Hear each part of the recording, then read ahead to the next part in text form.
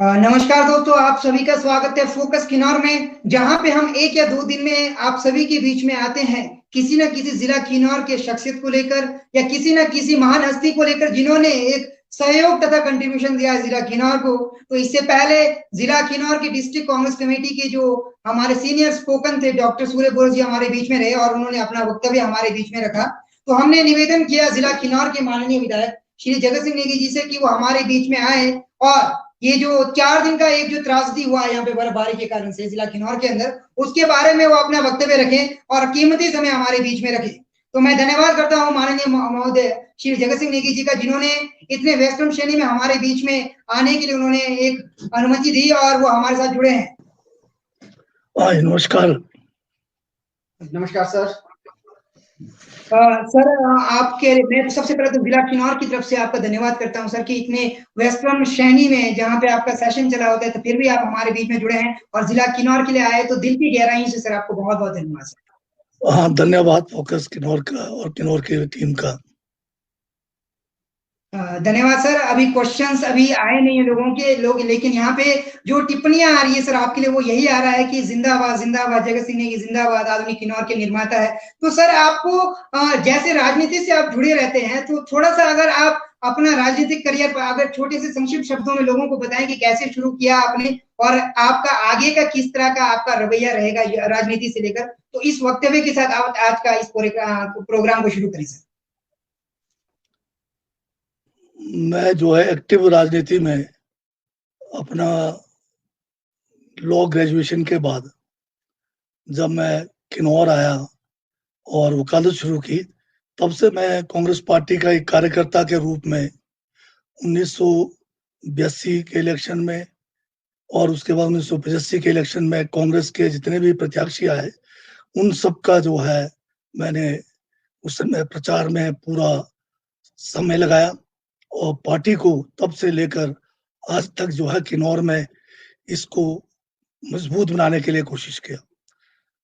पर मेरे स्वर्गीय पिताजी श्री ज्ञान सिंह नेगी जी वो वकील भी थे और किन्नौर के विधायक भी 2 बार रहे। उनसे प्रेरणा लेकर मैं जो है राजनीति में आया हूँ। और जब मुझे अभी जब किन्नौर का प्रतिनिधित्व करने का मौका मिला, किन्नौर के लोगों का आशीर्वाद मिला, हमने पूरा कोशिश किया कि जिला किन्नौर में सबसे पहले संपर्क सड़कों को जो है आखिरी गांव तक पहुंचाया जाए, सिंचाई की व्यवस्था की जाए और साथ में बागवानी पे विशेष ध्यान दिया जाए। इसके साथ में मैं ये भी बताना चाहता हूं कि मुझे जो है लगातार 2 बार जो है विधायक बनने का मौका इस बार ही मिला है। इससे पहले जब मैं 95 में आया तो 98 में फिर जो है मुझे मौका नहीं मिला, आशीर्वाद नहीं मिला। उसके बाद दोबारा 2003 में आया, फिर 2007 के आखिर में जब चुनाव हुए उसमें मुझे मौका नहीं मिला। ये पहला मेरा टेन्योर है कि जो मुझे लगातार मौका मिला। और इस बीच में जब मुझे आशीर्वाद किन्नौर की जनता ने दिया, हमने जहां पर संपर्क सड़कों का जाल बिछाया, पेयजल योजनाएं, सिंचाई की योजनाएं और स्कूलों का जाल बिछाया और साथ में हेल्थ के जितने भी हमारे यहाँ पर चाहे ग्रास रूट लेवल पे चाहे गांव लेवल पे थे, उन संस्थाओं को आगे करने का कोशिश किया, जिसमें उस समय के मुख्यमंत्री राजा वीरभद्र सिंह जी का बहुत बड़ा मेरे पे जो है सहयोग रहा, किन्नौर के लोगों के लिए आशीर्वाद रहा। अभी भाजपा के 3 साल के कार्यकाल में जिस तरह से किन्नौर की अनदेखी की गई है, किन्नौर में जो है विधायक के साथ एक सौतेला व्यवहार जो है माननीय मुख्यमंत्री जयराम ठाकुर जी ने किया है। पूरे जनजातीय क्षेत्रों में पिछले 30 सालों से लगातार प्रोजेक्ट एडवाइजरी कमेटी यानी परियोजना सलाहकार जो हमारी कमेटी है उसका अध्यक्ष जो है चुना हुआ विधायक होता है। परंतु इस बार भारतीय जनता पार्टी की सरकार और उनके मुख्यमंत्री जयराम ठाकुर जी जो राम राज्य की बात करते हैं, उन्होंने किन्नौर के विधायक को जो है इस परियोजना सलाहकार समिति का अध्यक्ष नहीं रखा। और साथ में जो हमारे जनजातीय जो 2 और क्षेत्र है लाहौल स्पीति और पांगी बरमौर में, क्योंकि वहां से विधायक बीजेपी के चुन कर आए, उनको तो जो है परिषद का अध्यक्ष रखा। मैं आपको यहाँ ये बताना चाहता हूँ सबको कि ये जो परियोजना सलाहकार समिति है, इसका अध्यक्ष के लिए कोई अलग से कोई जो है व्यवस्था किसी किस्म की, जो इसके साथ में कोई गाड़ी, कोई बंगला, कोई तनख्वाह, ऐसा नहीं है। केवल जो है जिला के जो परियोजना है, हमारा ट्राइबल सब प्लान है, उसके संचालन, उसके सुपरविजन और किस तरह से प्लानिंग करना है, उसका हेड जो है चुना हुआ विधायक होता है। परंतु ये पहली बार हुआ है हिमाचल प्रदेश में कि जनजातीय क्षेत्र किन्नौर के साथ भेदभाव किया गया है, सोताला व्यवहार किया गया है और किन्नौर का विधायक के बजाय किन्नौर के जो जिलाधीश है उसको इस समिति का जो है चेयरमैन बनाया गया है। और साथ में ये भी बताना चाहता हूँ कि इस समिति की गरिमा को भी समाप्त कर दिया है। जो किसी अन्य बोर्ड और निगम में कोई जो वहां पर पदाधिकारीगण है, उनको भी पहली बार, जो चुने हुए प्रतिनिधि नहीं है, उनको भी ये परियोजना सलाहकार समिति में राजनीतिक दखल देने के लिए लगाया गया है। जबकि इसका जो अध्यक्ष, इसके अध्यक्ष जो है चुना हुआ विधायक होता है और जितने दूसरे जो गैर सरकारी सदस्य होते हैं वो पंचायती राज संस्थाओं के, चाहे पंचायत प्रधान है, चाहे आपके पंचायत समिति से हैं, चाहे जिला परिषद से हैं, उनको जो है 2-3 के जो है, जो इनमें से हर 2-2 साल के लिए लिए जाते हैं। तो किन्नौर का जो है बहुत ज्यादा अनदेखी इन 3.5 सालों के अंदर हुआ है। किन्नौर का जो है हर तरह से शोषण किया गया है। और जहां तक भविष्य की बात है, अभी 2022 में हमें पूर्ण विश्वास है कि दोबारा से हिमाचल में कांग्रेस की सरकार आएगी और हमें भी जो है किन्नौर की जनता का एक बार फिर से विश्वास और इनका आशीर्वाद मिलेगा। हम चाहते हैं कि भविष्य जो किन्नौर का होगा उसमें हमने जो नौतोड़ की पहल की, जिसमें 20 बीघे से कम जमीन वाले को 20 बीघे तक जमीन देने के लिए हमने कानून बदल दिया। हमने 7,500 केसेस को ज्वाइंट इंस्पेक्शन करके नौतोड़ देना शुरू कर दिया था। 500 से ज्यादा लोगों को हमने पट्टे दिए।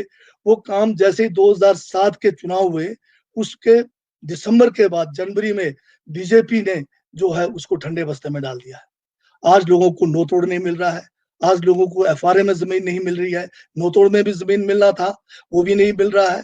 तो ये जो सरकार वर्तमान की है या इनके जो छुटभैया है वो किन्नौर के हितैषी नहीं है।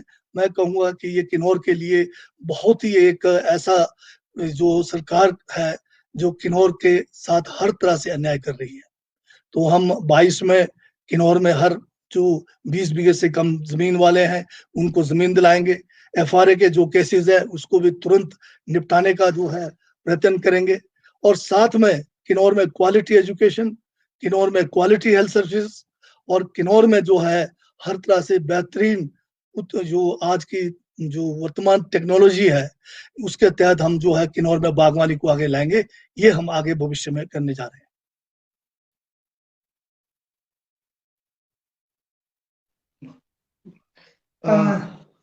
धन्यवाद विधायक जी। जैसे आपने अभी कहा कि साड़ा कमेटी का जो चेयरमैन है वो चुने हुए प्रतिनिधि होते हैं, तो इसका सीधा तात्पर्य यही निकाला जा सकता है कि सरकार द्वारा जो है जिला किन्नौर के जनता के जो चुने हुए प्रतिनिधि है उनके साथ जो है एक तरह की नाइंसाफी जो की है। और इस विषय में क्या पार्टी या कांग्रेस पार्टी द्वारा क्या इस विषय में किसी तरह का कोई संज्ञान लिया गया, या क्या वो कानून के रास्ते, कानून के जरिए क्या उन्होंने कोर्ट में इसे डाला कि क्यों इस तरह का रवैया सरकार जिला किन्नौर के विधायक के साथ अपना रही है? ये किन्नौर के विधायक के साथ तो कर ही रहे हैं, पर इसका जो दूरगामी जो नतीजा है वो किन्नौर की डेवलपमेंट के साथ है, किन्नौर की खुशहाली के साथ है, किन्नौर के साथ जो है ये भेदभाव है। और एक ही जो है जनजातीय क्षेत्र में 2 किस्म के कानून नहीं हो सकते, एक बीजेपी के चुने हुए विधायकों के लिए और एक जो है कांग्रेस के चुने हुए विधायकों के लिए। तो ये जो है जयराम जी का राम राज्य, इस किस्म का राम राज्य। दूसरी बात, साड़ा नहीं है, साड़ा तो स्पेशल एरिया डेवलपमेंट अथॉरिटी है। ये जो मैं जिसकी बात कर रहा हूँ ये परियोजना सलाहकार समिति है, इसको अंग्रेजी में प्रोजेक्ट एडवाइजरी कमेटी कहते हैं। ये ठीक है कि साड़ा का चेयरमैन भी कांग्रेस के समय में चुने हुए प्रतिनिधि विधायक को रखा गया था, परंतु बीजेपी ने इसको बैठा दिया। ये कोई सरकार के ने फैसला नहीं लिया, बीजेपी के छुटभइयों ने जो है मुख्यमंत्री जी को चिट्ठी लिखी, मुख्यमंत्री जी ने उस चिट्ठी के जो है बिना पर, बिना किसी किस्म की कोई उसमें विचार किए तुरंत जो है एडमिनिस्ट्रेटिव ऑर्डर से विधायक को जो है पीएचसी के चेयरमैन से हटा दिया, साड़ा के चेयरमैन से हटा दिया। लोकल एरिया डेवलपमेंट कमेटी जो लाड़ा का है, जो हमारे प्रोजेक्टों से जो फंड आता है, उसका चेयरमैन भी विधायक था। और आपको ये बताना चाहूंगा कि एलएडीसी और साड़ा का जो काम पिछले समय जब हमारी सरकार थी, उस समय जो किन्नौर के अंदर हुआ वो बेमिसाल है। जो डेवलपमेंट हमने लाड़ा के फंड के द्वारा किया वो भी बेमिसाल है। और जो साड़ा के तहत हमने पीओ टाउनशिप को खूबसूरत बनाने के लिए, चाहे सड़कों का काम था, चाहे गंदगी की सफाई की बात थी, या जो वहां पर स्ट्रीट लाइट्स की बात थी, पेयजल योजनाएं थी, वो अपने आप में एक बेमिसाल था। तो ये सारे जगहों से हटाने का मतलब ये था बीजेपी को कि उनको जो है किन्नौर से जो है कांग्रेस का विधायक जो है लोगों ने चुना, वो उनको पच नहीं रहा था। तो ये जो है लोकतंत्र की बहुत बड़ी हत्या की है। मैं कांग्रेस पार्टी का बहुत आभारी हूं, किन्नौर कांग्रेस का। इन्होंने भी जो है पूरा 1 महीना 2019 में इन मुद्दों को लेकर जो है पीओ के अंदर जिला हेडक्वार्टर हमारा रकम पीओ, पू के अंदर जो हमारा पू ब्लॉक का हेडक्वार्टर है, और निचार का हेडक्वार्टर जो बाबा नगर है, 1 महीना किन्नौर कांग्रेस के हमारे बुजुर्गों ने, महिलाओं ने, युवाओं ने जो है पूरा आंदोलन किया, परंतु जयराम सरकार पर जो है इसका कोई असर नहीं हुआ।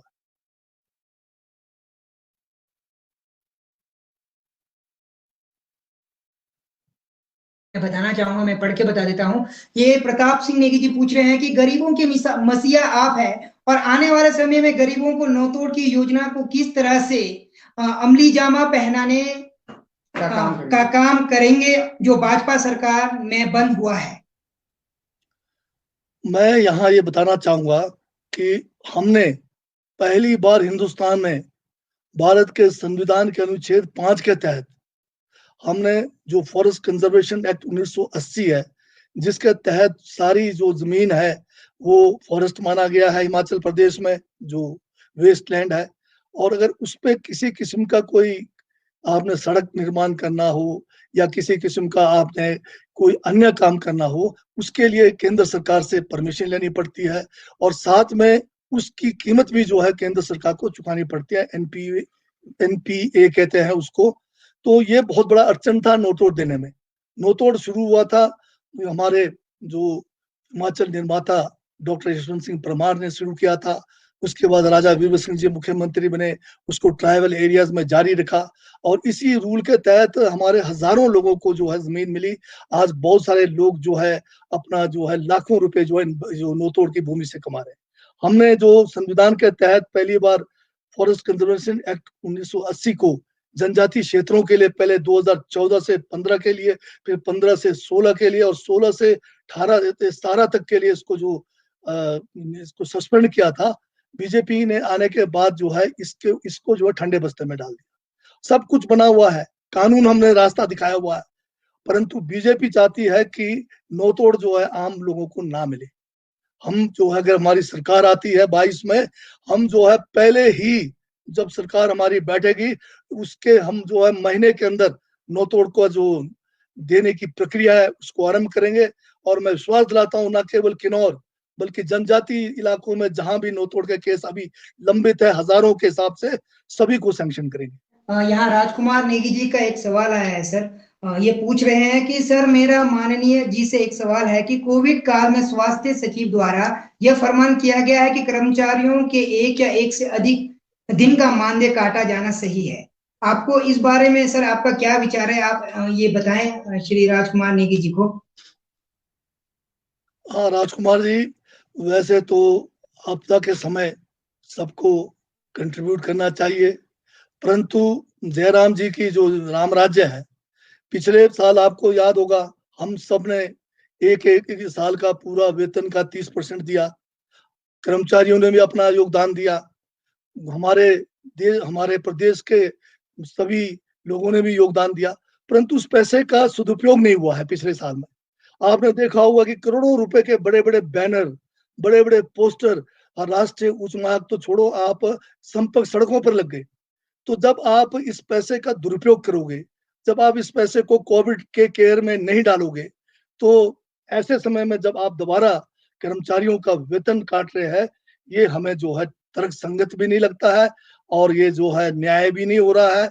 ये जो है एक किस्म से सबके साथ नाइंसाफी हो रही है। तो एक यहाँ पे एक क्वेश्चन आ रहा है, मदन नेगी जी ने पूछा है सर कि respected sir, what are the effort you make to make aware of different social welfare schemes initiated by the state as well as the central government so that the targeted insurgency group are benefit.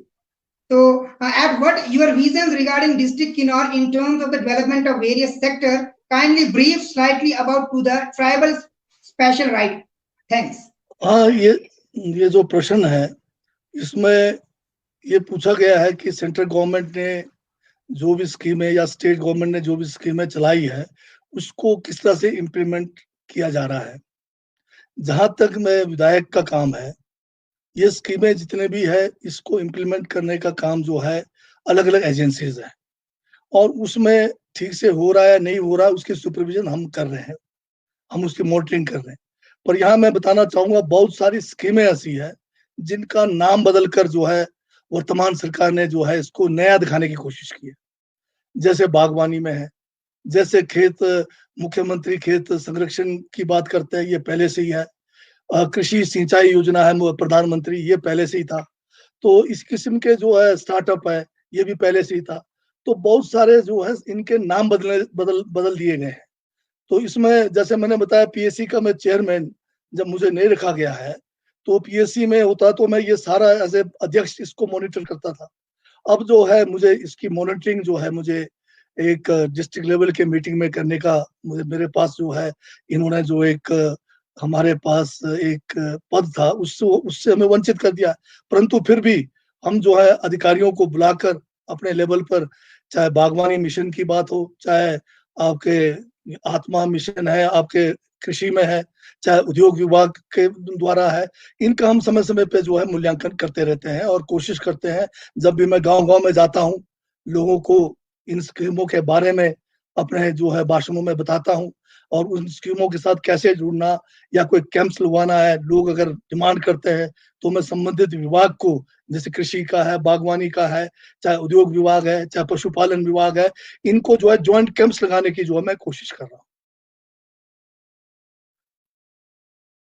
हाँ जी, बताइए और क्या था इसमें?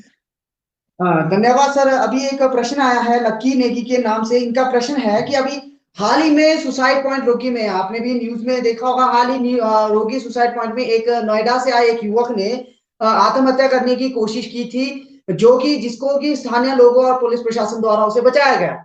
अब ये कहते हैं कि जब उसका कोविड टेस्ट किया गया तो वो कोविड पॉजिटिव आ गया और उस वजह से जो भी उसे बचाने गए थे वो अभी इस वक्त क्वारंटाइन में है, वो अपने होम आइसोलेशन में है। तो ये सवाल करता है कि इसमें प्रशासन क्या कर रही थी या प्रशासन की इसमें क्या नाकामी है, या इसमें आप अपना क्या विचार रखना चाहेंगे?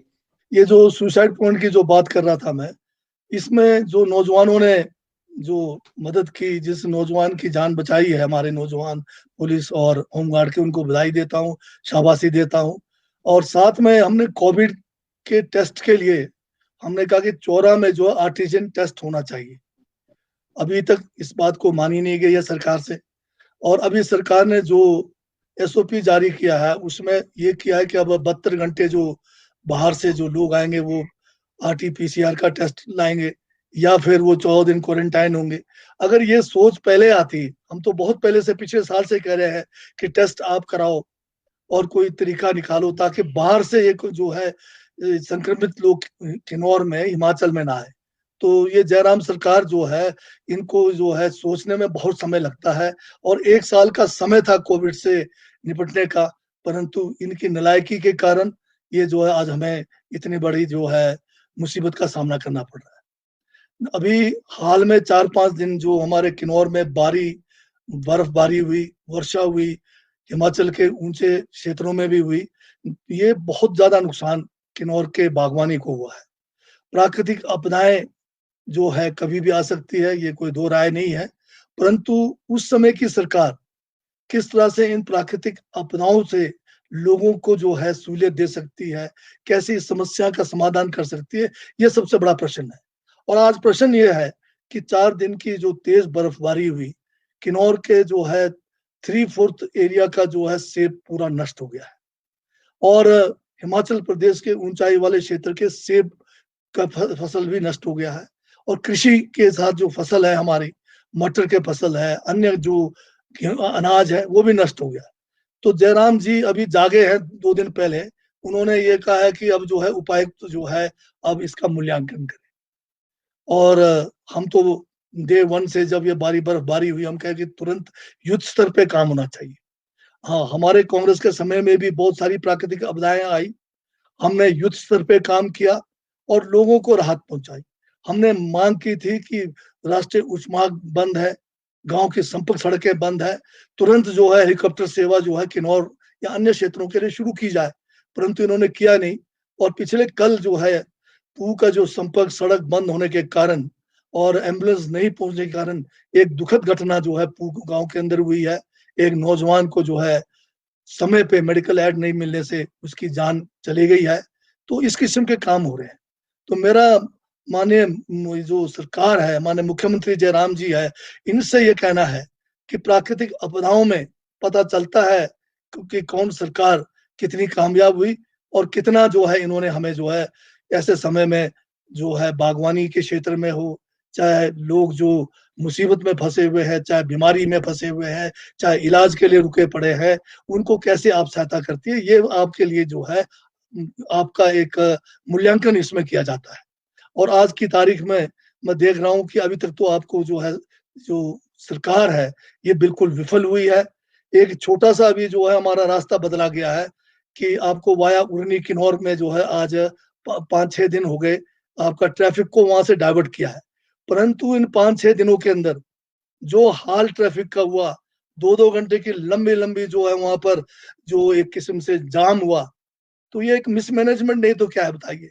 आप जो एक छोटे से सड़क को जो है उसमें 4-5 कांस्टेबल भेजकर, ट्रैफिक कांस्टेबल भेजकर आप उसको ठीक से नहीं चला पाए, तो मुझे तो उम्मीद नहीं है वर्तमान सरकार से कि इतना बड़ा जो त्रासदी हुआ है, इसमें कुछ दे पाएंगे।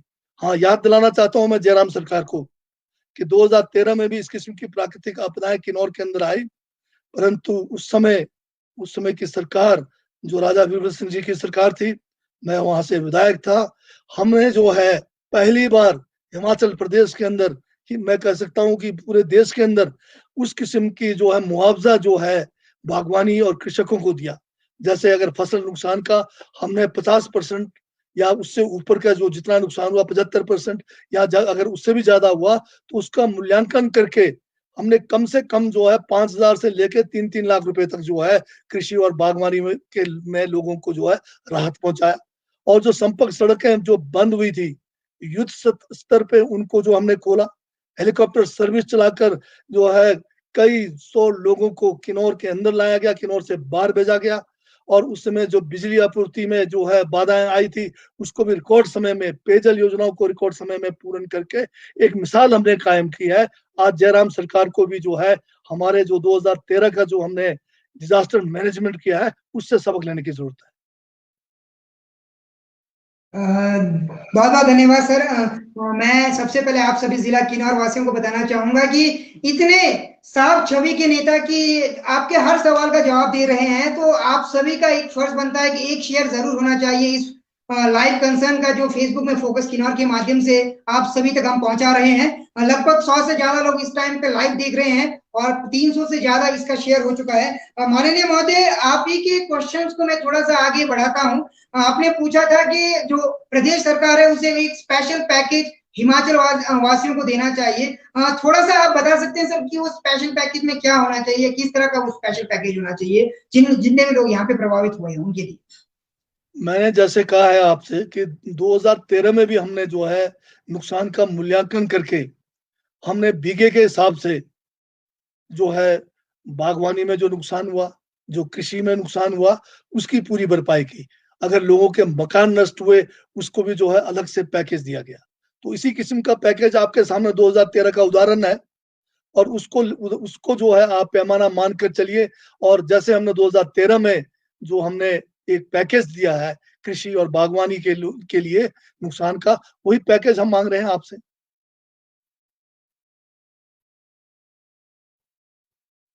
धन्यवाद सर। आपने प्रदेश सरकार से जो किन्नौर वासी तथा हिमाचल के विभिन्न क्षेत्र जहां पर इस प्राकृतिक आपदा से जो भारी नुकसान हुआ है, इसके लिए आपने एक आवाज प्रदेश सरकार तक आपने पहुंचाई है एक विधायक के तौर पर, साथ ही एक जिला किन्नौर के एक प्रतिनिधि होने पर। अभी एक सवाल आया है साहिल नेगी का, ये सवाल है कि अभी कुछ दिन पहले जो कि न्यूज में भी हाईलाइट होता रहा और सोशल मीडिया के माध्यम से भी सभी के ध्यान में आया है कि अभी अभी सीएम साहब के लिए, हमारे जो हिमाचल प्रदेश के मुख्यमंत्री साहब है, इनके लिए रशिया से एक हेलीकॉप्टर आया गया जिसका किराया 1 घंटे का लगभग 5,04,000 रुपए है। तो ये कह रहे हैं कि उसके बारे में आप क्या कहेंगे इस विषय में कि जहां कोविड इस तरह की आपदा है, कोविड काल में जहां हम मांग कर रहे हैं कोविड फंड के लिए, जहां हम जनता से अपील कर रहे हैं, क्या ऐसे स्थिति में, क्या ऐसे समय में क्या सीएम साहब को इस तरह का हेलीकॉप्टर लेकर आना क्या एक औचित्य था या नहीं? ये साहिल जी का सवाल है, ये आपसे राय जानना चाहते हैं कि आप इसमें क्या कहेंगे? पहले तो मैं ये कहना चाहता हूं, जब भी भारतीय जनता पार्टी विपक्ष में होती है, सबसे पहले हेलीकॉप्टर का मुद्दा उठाते हैं और कहते हैं कि हेलीकॉप्टर जो है फालतू में लिया गया है। मैं इस बात को नहीं मानता कि ये फालतू में है। हर प्रदेश में इस किस्म की सुविधा होनी चाहिए, परंतु कोविड काल में आप जब कोविड के लिए आपको जो है बेहतर सुविधाएं देनी चाहिए थी, आप सारे पैसे जो है हेलीकॉप्टर पे खर्च कर रहे हो। और फिर जैसे हमारे माननीय मंत्री सुरेश भारद्वाज जो कैबिनेट की मीटिंग के बाद हेलीकॉप्टर के बारे में सफाई दे रहे थे, उन्होंने बार-बार कहा कि जनजातीय क्षेत्रों के लिए आपदा के समय में इस हेलीकॉप्टर का जो है इस्तेमाल किया जाएगा। आप जनजातियों के नाम पे हेलीकॉप्टर तो ले आते हो, परंतु जनजातीय क्षेत्रों में जब इसकी आवश्यकता पड़ती है, उस समय माननीय मुख्यमंत्री जी इससे उतरते ही नहीं है। तो मेरा आज भी कहना है, हेलीकॉप्टर आ गया कोई बात नहीं, परंतु हमने कहा कि आप तुरंत इस आपदा में किन्नौर में और दूसरे जनजातीय क्षेत्र में या हिमाचल में जहां भी जरूरत है इसका उपयोग करें, आपने किया नहीं। पिछले कल ही हमारे जो है वहां पर एम्बुलेंस नहीं पहुंचने के कारण एक नौजवान को जो है वो में जान गंवाना पड़ा। तो अगर इस किस्म का अगर आप फजूल खर्ची सिर्फ अपने जो है सुविधा के लिए लाते हैं, ये गलत है। अगर इसका सदुपयोग हो जैसे हमने किया 2014 में, ये जो किन्नौर में जो है दुर्घटना हुई बस की संगला में, हमने तुरंत जो है उधर से संगला से जो है उसमें रास्ते भी जो है बीच में बंद थे एक दो जगह पे, या उसको दूर से जाना पड़ता था। हमने तुरंत जो है हेलीकॉप्टर मंगाकर पहली बार हिमाचल प्रदेश में जो दुर्घटना में जो लोग जो इंजर्ड थे उनको हमने आईजीएमसी में पहुंचाया, एक नहीं दो दो चक्कर लगाए। और मुझे कहते हुए प्रसन्नता है कि जितने भी हमने मरीजों को जो इंजर्ड लोग थे जिनको हमने संगला से शिमला पहुंचाया, सभी जो है समय पे जो है उनको मेडिकल फैसिलिटीज मिलने से उनकी जान बचाई गई। तो इस किस्म के काम करने चाहिए, जहां जहां आपदाएं हो उसका फायदा हो। मैं तो कह रहा हूँ कि आपदाओं के साथ में जंगलों में आग लगती है, उस समय भी इस हेलीकॉप्टर का जो है फायदा उठाना चाहिए। इसमें पानी को जो है लिफ्ट करके जहां भी धुआं निकल रहा है एकदम उसी समय अगर बुझाएंगे तो जंगल हमारे बर्बाद होने से बचेंगे। तो इसका सदुपयोग किया जाए। सर एक और सवाल आया है S K Negi, advocate S K Negi द्वारा, कि ये कहते हैं कि कोरोना काल में अभी सरकार ने पिछले कुछ दिन पहले एजुकेशनल इंस्टीट्यूट जो है कई प्राइवेट सेक्टर को बंद कर दिया गया। तो इनका सवाल है कि हिमाचल प्रदेश के कई ऐसे नौजवान है जो प्राइवेट कंपनी में जॉब करते हैं, ज्यादातर प्राइवेट स्कूल्स में जॉब करते हैं, coaching centres, private coaching centres में ये जॉब करते हैं।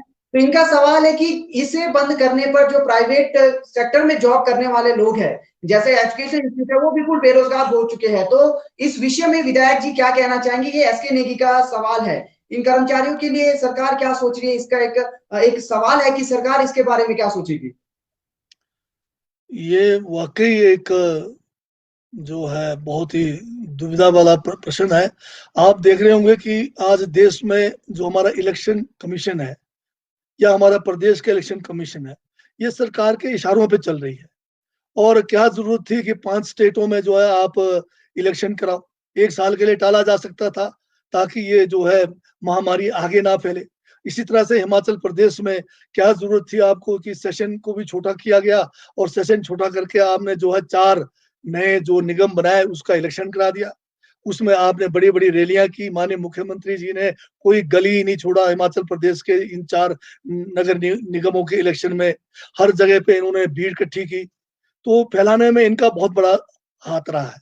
अब रही एजुकेशन इंस्टीट्यूशंस को बंद करने की, जब आप जो है बिना सोशल डिस्टेंसिंग के आप रैलियां कर सकते हैं, तो एजुकेशन इंस्टीट्यूशंस में तो आप जो है बारी बारी से एक दिन के में कुछ क्लासेस, दूसरे दिन में कुछ क्लासेस, सोशल डिस्टेंसिंग करते हुए जो है क्लासेस चला सकते थे। आपने चलाया नहीं है। आज आपने बच्चों को जो है मोबाइल का जो है आदी बना दिया है। आज बच्चे कहते हैं कि हम तो जो है ऑनलाइन पढ़ रहे हैं, पर वो पढ़ रहे हैं या क्या कर रहे हैं वो आप सभी जानते हैं। तो ये जो प्राइवेट इंस्टीट्यूशंस में जो हमारे नौजवान साथी लगे हैं, जिनका रोजी रोजगार इसमें है, तो अगर इनका जो इंस्टीट्यूशन बंद हुआ है, सरकार को तुरंत ऐसे जितने भी बेरोजगार हुए हैं उनको भी पैकेज देना चाहिए। ये पैसा कोविड का करोड़ों रुपए, अरबों रुपए इकट्ठा हो गया है, उसको कहाँ डाला जाएगा? धन्यवाद महोदय। थोड़ा सा आपको भी वक्तव्य को विराम देते हैं। मैं बताना चाहूंगा आप सभी जुड़े हैं अभी फोकस किन्नौर के साथ, जहां पे आज हमारे साथ जुड़े हैं जिला किन्नौर के माननीय विधायक श्री जगत सिंह नेगी जी, और आपके सवालों का सिलसिला बिल्कुल जारी है। मैं आपको यही बताना चाहूंगा कि आपका जो सवाल बिल्कुल औचित्य रहेगा और जो बिल्कुल सही रहेगा, उसके लिए माननीय विधायक श्री जगत सिंह नेगी जी ने 1 घंटे का समय निकाला है। तो आप हमारे साथ बने रहें और मैं बताते रहूंगा आप सभी को कि किस तरह से आपका यहाँ पे और भी सवाल है। तो विधायक जी, थोड़ा सा राजनीति से दूर हटके ये कहना चाहेंगे कि सर आप इस तरह से अभी आज के टाइम में आप देखेंगे कि आप शिमला में है या रिकांगपिओ में है, 2022 में अभी इलेक्शन होना है विधानसभा का, तो सर आप उसके बाद किन्नौर को किस तरह से, आपका विजन क्या है, आप किस रूप में देखना चाहते हैं किन्नौर को, जो भविष्य हमारा किन्नौर का है, आप कैसा देखना चाहेंगे सबसे? जैसे मैंने पहले भी कहा है कि किन्नौर को नंबर 1 डिस्ट्रिक्ट पूरे देश में बनाना है, ये हमारा लक्ष्य है। नंबर 1 कैसे हो? आज संपर्क सड़कों का जाल हमने बिछा दिया है और मुझे प्रसन्नता है कि मेरे अपने कार्यकाल में, जो मैं 1995 में मैं पहली बार विधायक बना, आज 2021 में जब जा रहा हूँ, तो आज मैं देख रहा हूँ कि मेरा पूरा 15-20 संपर्क सड़कों से जुड़ गया है। 1-2 छोटे गांव रह जाते हैं, उनको भी जो है मैंने विधायक प्राथमिकता में डालकर जोड़ने का जो है संकल्प लिया है। इसी तरह से आज मेरा पूर्व ब्लॉक टोटल संपर्क सड़कों से पंचायतें जुड़ गई है। कल्पा ब्लॉक के भी टोटल गांव जुड़ गए हैं, पंचायतें जुड़ गई है। एक आध जगह जहां पूरी आधे अधूरे है उसको पूरा करना है। बल्कि आज मुझे इस बात की प्रसन्नता है कि जहां आज हमारे बगीचे कंडों में है, हमने कंडों तक भी सड़क पहुंचाई है। एक नहीं, अनेकों गांव में हमने कंडों में सड़कें पहुंचाई है। आज कल्पा के जितने भी आसपास के गांव है, कल्पा है, दूनी है, ब्रेलिंगी है, तेलिंगी है, कोठी है, खुंगी है, सभी में जो है कंडे को संपर्क सड़क से जोड़ा गया है। संगला कंडे को जोड़ा है, रिब्बा कंडे को जोड़ा है, पू के रिजिंग कंडे को जोड़ा है। इसी तरह से आज हमारे जो है सुन्नम से लेकर आगे जितने भी हमारे गांव है, चाहे आप मूरंग के गांव है, इनको भी सारे जो इनके कंडे हैं उनको संपर्क सड़कों से जोड़ रहे हैं। पीने की पानी की व्यवस्था आज पूरे इलाके में है, उसमें जो कमियां हैं उसको दूर करने की भरपूर प्रयास किया जा रहा है। सिंचाई पूरे किन्नौर में जरूरत है, खासकर अपर किन्नौर में, उसके लिए नए से नए स्कीम हम रख रहे हैं। आज हम किन्नौर में गांव के अंदर सीवरेज व्यवस्था को भी ठीक करने की बात कर रहे हैं और मुझे इस बात की प्रसन्नता है कि मेरे विधायक रहते हुए हमने हिंदुस्तान का पहला गांव संगला, जिसको हमने सीवरेज स्कीम दी, आज इसी के जो नक्शे कदम पर आज दर्जनों गांव किन्नौर में सीवरेज व्यवस्था के लिए हमने बजट प्रावधान किया हुआ है, विधायक प्राथमिकता में डाला हुआ है।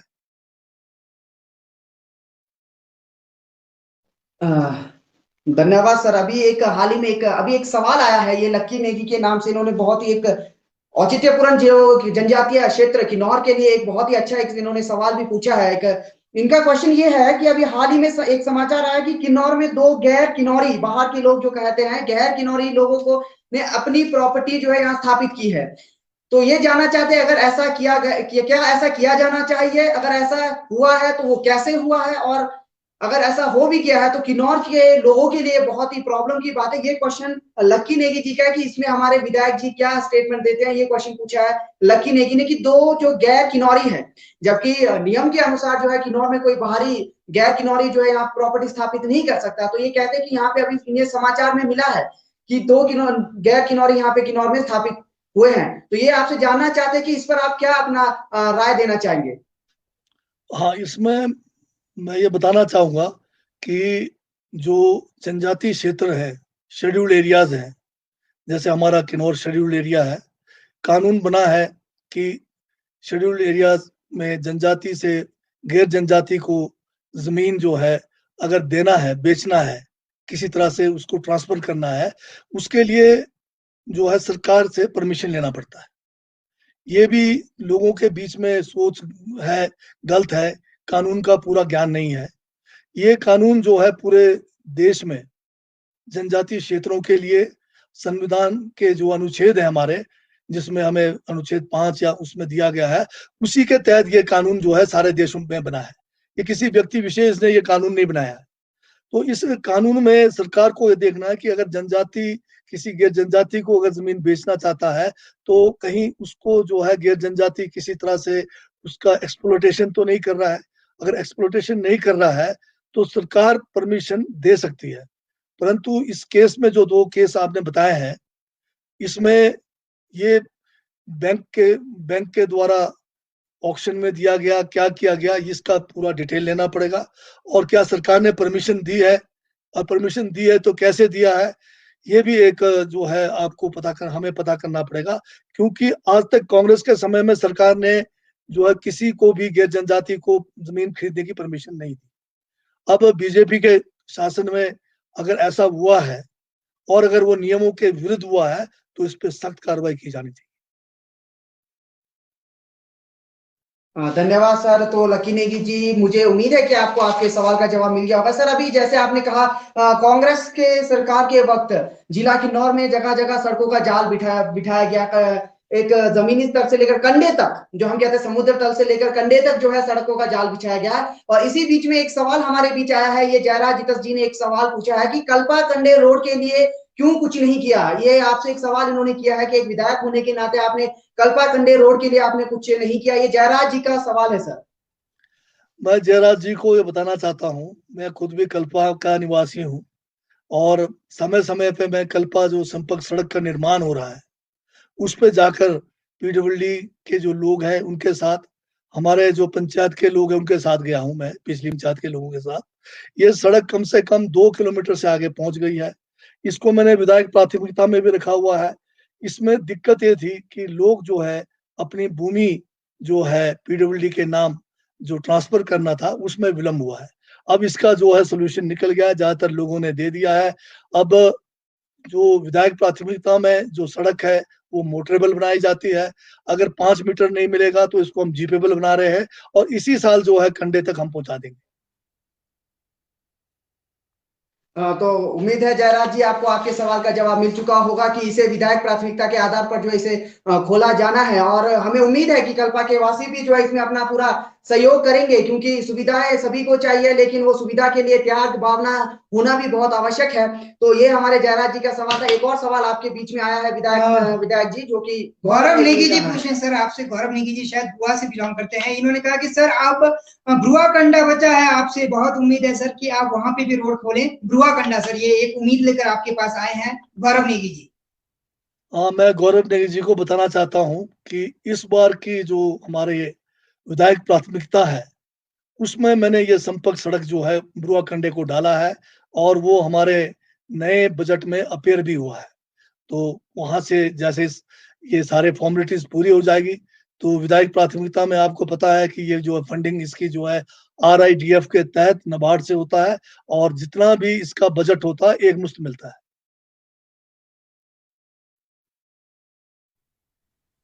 धन्यवाद सर। यहाँ पे मनोज जी भी पूछ रहे हैं, मनोज जीता जी। आपने बहुत ही सहजता के साथ सभी का आंसर दिया है सर और सभी को संतुष्ट भी किया है। माफ कीजिएगा सर, थोड़े से सवाल और बचते हैं। मनोज जीता जी पूछते हैं कि पर रुनंग में अभी तक रोड नहीं खुला है सर। ये पूछ रहे हैं कि रुनंग में रोड नहीं खुला है, तो इस बारे में बताएं आप इन्हें। हाँ, ये ठीक बात है कि रुनंग के लिए हमने एक रंगले से होते हुए पुराने हिंदुस्तान तिब्बत रोड से नीचे की तरफ को जो है रुनंग जो नाला है, वहां से एक संपर्क सड़क का काम हमने शुरू किया हुआ है। इसमें भूमि विवाद होने के कारण ये काम रुक गया है। मैं पिछली बार इसी रास्ते रुनंग गया था। अभी कुछ दिन पहले मैंने PO में जो एग्जीक्यूटिव इंजीनियर है BNR के, उनके साथ बैठक करके इस काम को तेजी से करने के लिए कहा है। और साथ में मैं ये भी बताना चाहता हूँ कि ये नेशनल हाईवे 05 से रुनंग के लिए जो है मोटरेबल सड़क के लिए मैंने विधायक प्राथमिकता में 2 साल पहले रखा है। परंतु अभी तक जो है सर्वे किया गया है, मुझे ये बताया गया कि सर्वे करके कि वहां पर नीचे आर्मी वालों के जो कैंप है उस कारण जो है वहां ब्लास्टिंग का काम नीचे से ऊपर सड़क ले जाने के लिए नहीं हो पाएगा। फिर भी मैंने दोबारा एग्जीक्यूटिव इंजीनियर बीएनआर से कहा है कि इसके ऊपर दोबारा कोई और जगह से, जैसे शिल्टी रोड से अगर हम इसको जोड़ पाए या कहीं और से जोड़ पाए तो उसकी कोशिश की जा रही है। हाँ राहुल, मैं ये कहना चाहता हूँ, कोविड काल चला हुआ है, सब लोग जो है, जो भी कोविड रिलेटेड हमें जो गाइडलाइंस है उसको पूर्ण जो है रूप से फॉलो करना चाहिए। ये बीमारी कम से कम फैले, इसका हमें जो है कोशिश करनी चाहिए। और मैं सभी खासकर युवाओं से ये एक आग्रह करना चाहूंगा कि आज की तारीख में युवाओं को जागृत होने की जरूरत है और समाज में जो दायित्व है युवाओं का उसको भी निभाने की जरूरत है। कहूंगा कि इस वक्तव्य के विराम के साथ कि आपको जब भी कभी समय मिलता है तो जनता के बीच में आप फोकस किनार के जरिए आते रहें और इस तरह से मार्गदर्शन करते रहें। अंत में मैं बुलाना चाहूंगा संजीव जी को कि आज के इस इवेंट का यहाँ पे क्लोजिंग करें। धन्यवाद माननीय विधायक जिला किन्नौर श्री जगत सिंह नेगी जी, पूर्व में विधानसभा उपाध्यक्ष रहे हैं, और हमारे साथ जो मेरे होस्ट जो रहे हैं आनंद जी और राहुल जी। साथ में मैं किन्नौर की जनता से मैं ये कहना चाहूंगा कि कुछ सवाल जो है हम विधायक जी से नहीं पूछ पाए क्योंकि समय की कमी के कारण हम आपके सवाल को विधायक जी तक नहीं पहुंचा पाए हैं, लेकिन फोकस किन्नौर आपसे ये वादा करता है कि हम फिर से आप सभी के बीच में माननीय विधायक श्री जगत सिंह नेगी जी के साथ हम आप सभी के बीच में फिर से आएंगे और आपके कुछ जो और भी जो सवाल बचे हैं, काफी सवाल अभी जनता शायद ये पूछना चाहती होगी, कुछ और सवाल है वो भी हम माननीय विधायक जी के सामने रखेंगे। इस इवेंट के साथ, इसी शब्दों के साथ मैं माननीय विधायक श्री जगत सिंह नेगी जी का अंत में फिर से धन्यवाद करूंगा, जिन्होंने इतने व्यस्त समय में, हालांकि इतने व्यस्त समय में इन्होंने हमारे लिए अपना पूरा एक घंटे का जो समय इन्होंने जनता के सवालों का जवाब देने के लिए इन्होंने निकाला है। इसके लिए मैं फोकस किन्नौर तथा किन्नौर की समस्त जनता की ओर से आपका तहे दिल से धन्यवाद करता हूं माननीय विधायक श्री जगत सिंह नेगी जी का। बहुत बहुत धन्यवाद सर, बहुत बहुत धन्यवाद आप सभी का, किन्नौर का भी बहुत बहुत धन्यवाद। आप सभी ने 1 घंटे हमारे साथ जुड़े, तो दिल की गहराई से बहुत बहुत शुभकामनाएं आप सभी को। और जो भी विधायक ने आपको अभी यहाँ पे बताया सर ने, चाहे आप इसको नॉलेज की तरह लीजिए या आप बोल सकते हैं कि जिला किन्नौर का कार्य है, वो सभी आप सभी की वीडियो प्रस्तुत किया है बिल्कुल। और कोई भी अगर आपको इस तरह का सवाल पूछना है तो औचित्य रहकर आप हमारे बीच में आइए, माननीय विधायक किन्नौर हमारे साथ बने रहेंगे। धन्यवाद।